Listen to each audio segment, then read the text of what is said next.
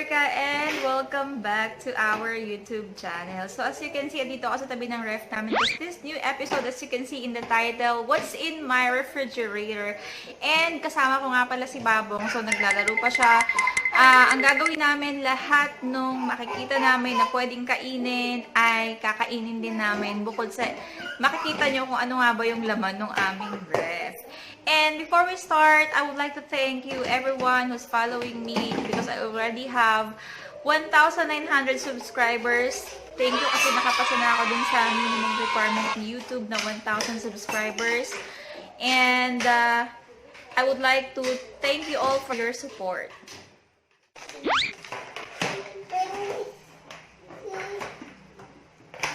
Okay, let's start from the top. Sa may daladala kong ganito kasi tatanggalin ko yung ibang laman dyan kasi hindi naman siya dapat nandyan. So, ayan. Ayan, kinukuha ni Babong yung stick O. So, at the top, ayun, meron tayong stick O. Sige, Babong, kainin mo na yung stick O.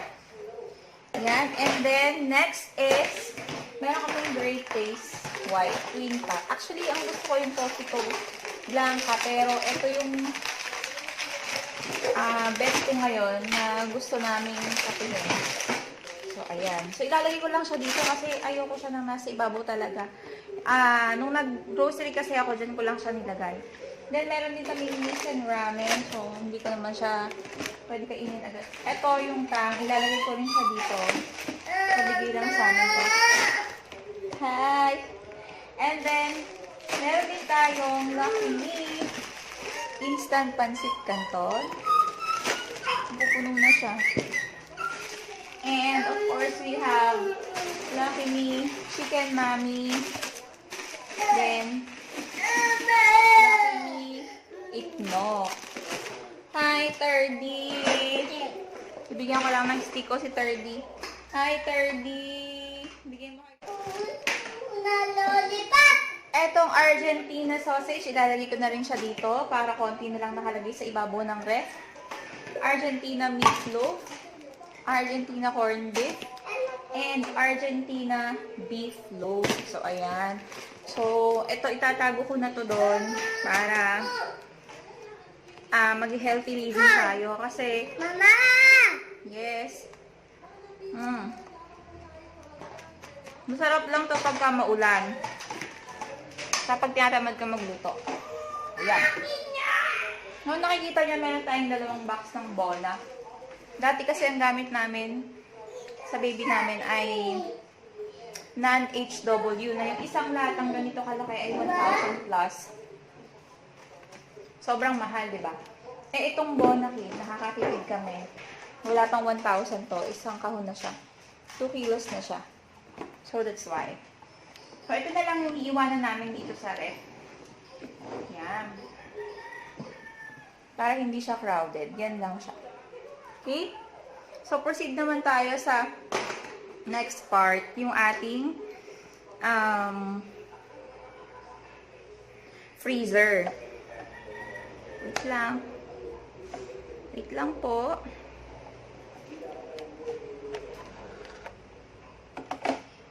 Yan. So, ito nakapatay ito ha. Kasi kung gagawin namin to nang nakasindi yung nakasaksak siya, eh, masyadong magastos sa kuryente. So, dito naman tayo sa ating freezer. Medyo ipahaba natin ng konti. Oh, wag na pala. Siyempre sa freezer, makikita natin ito. Ito, fruit salad. Fruit salad. Actually, gusto ko na siyang kumain ng fruit salad ngayon eh. Ayan, meron pa nga titira. Ilalabas ko na to kasi kakain ako ng salad later. Ito ay salad din. So, ayan. Tapos, ito naman hotdog, chicken, pork. May fish din yata dito. Yung salmon belly na iluto ko na yun eh. By the way, yung fruit salad, kasama siya dun sa channel ko. Wait nyo siya. Tignan natin kung ano maunang i-upload, kung ito o yun. So, please check it out kung paano gumawa ng... Actually, buko salad siya. And then, yung salmon belly din, kung paano magluto ng salmon belly. Sinama ko din yon. Ano pa yun nandito? So, yun lang naman. Wala kaming ice cream ngayon. Yun. Yun lang. Pork, chicken, hotdog. Tapos, for salad yun. Dessert. Then, next tayo, dito naman tayo, since nakikita nyo na siya. Meron kami ditong ilang piraso na lang ng egg. Ayan, konti na lang. And then, Eden cheese, palaman. Then, hinahalo ko din siya sa dessert, salad, ganon. Ayan. Tapos, red egg. Nakakita niyo ba siya? Red egg. Ayan. Ayaw ko naman kumain ng salted egg ngayon. Okay, so next part naman tayo. Medyo ibaba po natin, mga kaibigan.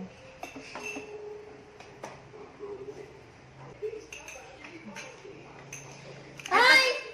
Kumakain kami ni Babong ng salad muna. Bong, halika rito. Subuan kita salad. Kain muna tayo.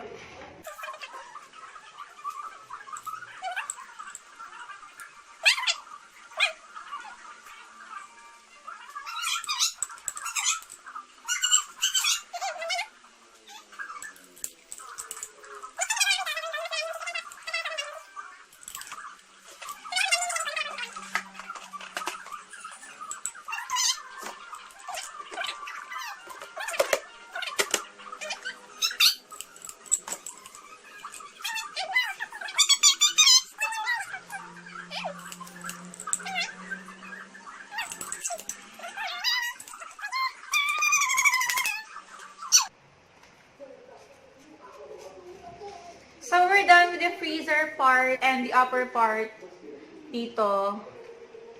Ayan. Tapos tayo dito sa mga lalagyanan ng egg. And on my chiller, ang nilalagay ko kasi dito yung mga ginagawa ko na coffee jelly, ginataang munggo. Actually, ano din sila, i-upload ko din sila. Hindi ko palang maharap. So, please watch how I prepared coffee jelly and how I cook ginataang munggo. And so, dito, ngayon walang ganong nakalagay. Kundi yung ito, mga ganito. Zesto Choco, na binabaon ni Justin everyday. Alaska Choco, ayan. Dito ko nilalagay kasi para hindi nila ganong makita. Pati yung mga gamot, dito ko nilalagay. Just comment down kung tama ba yung ginagawa ko. Kasi nga, kesya naman dito ko ilagay sa labas, sa part na to, sa area na yun ng refrigerator. Dito ko na lang nilalagay para hindi nila ganong makita. Kasi pagka may nakikita yung mga bata, ang tendency, tinitikman nila agad or kinakain nila agad. Tapos, baka mamaya ma-overdose na sila sa mga gamot. So, dito ko siya naisipang ilagay. Next po tayo, dito naman sa part na to, ito yung, sorry. Dito nakalagay yung mga pillows, ayan, sponge. Nagugutom ako talaga. Gusto ko ng sponge. Ayan. Sponge, pillows. Meron pang isa. Meron pa kayong binibili. Ano pa ba yun? Parang ganito din.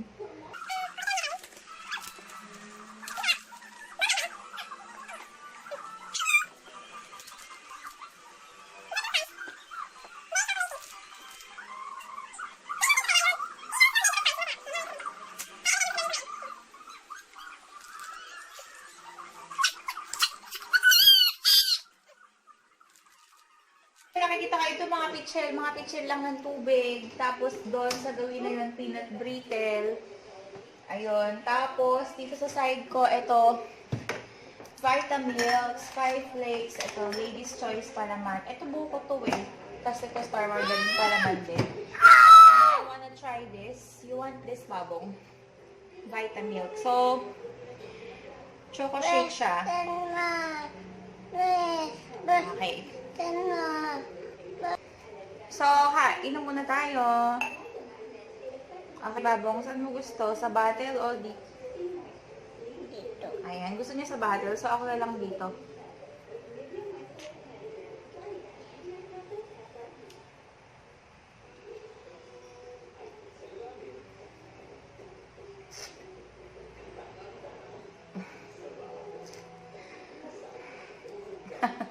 Grabe. Siguro pinagagawa namin, no? Nagugutom kasi kami. So, ibaba pa nga natin ng konti. And sabi ko nga, there's nothing, there's nothing so special in this episode, kundi sasamahan nyo lang kaming kumain. Ayan. So, dito naman at the lower part, hindi kami naka-gardenia ngayon. Pero gardenia talaga yung binibili ko. Kaya lang, this time, tinry naman namin yung iba para maiba naman. Pinoy Tasty, na usually for breakfast. Tapos, baon, Oreo, fudgy bar. Dati, meron akong mga cinnamon, cake, yung cinnamon, yung cinnamon bread, yung nabibili sa sa NLEX. Tama ba, babong? Di ba natin binibili yun? Tapos, yung cake namin, Goldilocks, red ribbon. Tapos, nanonood kasi ko. And our yogurt naman from Milka. So, ngayon wala sila. So, ito na lang. Gusto mo ba kumain ng Oreo? Apa! Oreo or fudgy bar. Yung fudgy bar namin ngayon makapuno. Cream-filled makapuno. Cake bar. Yung Oreo naman namin ay Oreo chocolate cream. So, babang which do you like? Oreo. So, ano talaga sa bata yung Oreo? Mas patok. So, tikman naman natin ng Oreo.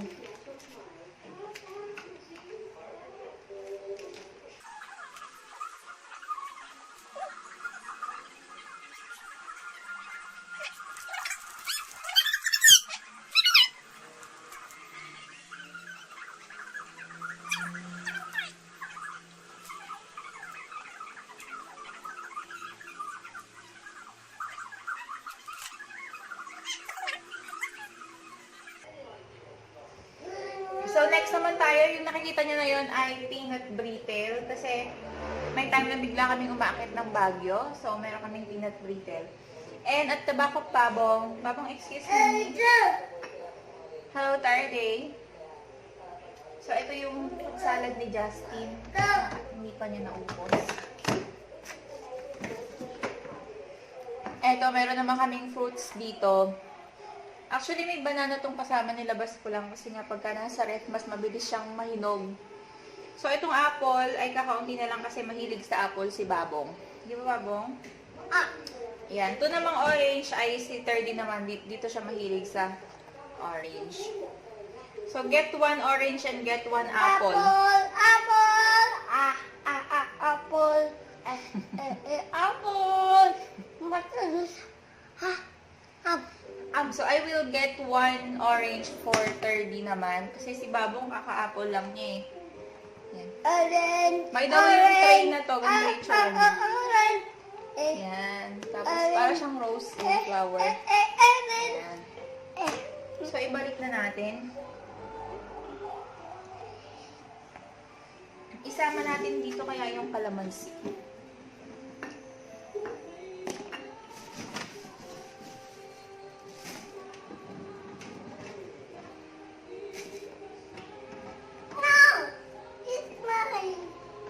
Okay, itagi na po natin dito.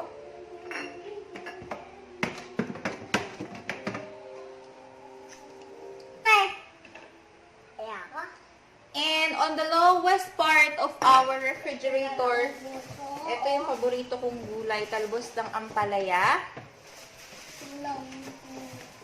Tapos, dito ko na nilalagay yung hikain yung ay! Ayun pang nebulize, naka-plastic siya. Tapos in case na kailangan may yellow hen, dito ko na lang nilalagay. Sa pinakababa kasi nga nilalaro ng mga bata. At ngayon, titikman naman daw ni Babong ang Alaska Choco matapos siyang magsawa sa Vitamilk.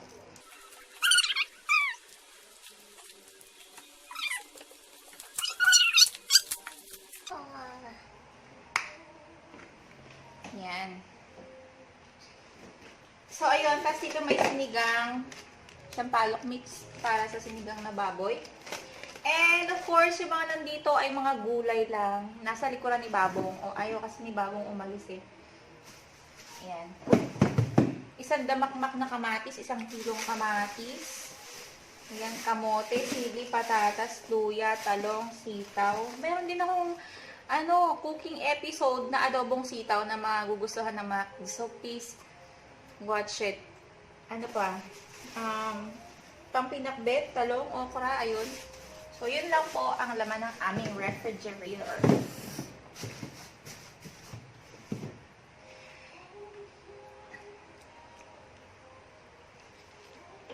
Anak ko si Mama. Anak doon. Alright, so let's close this now, Babong. Excuse me.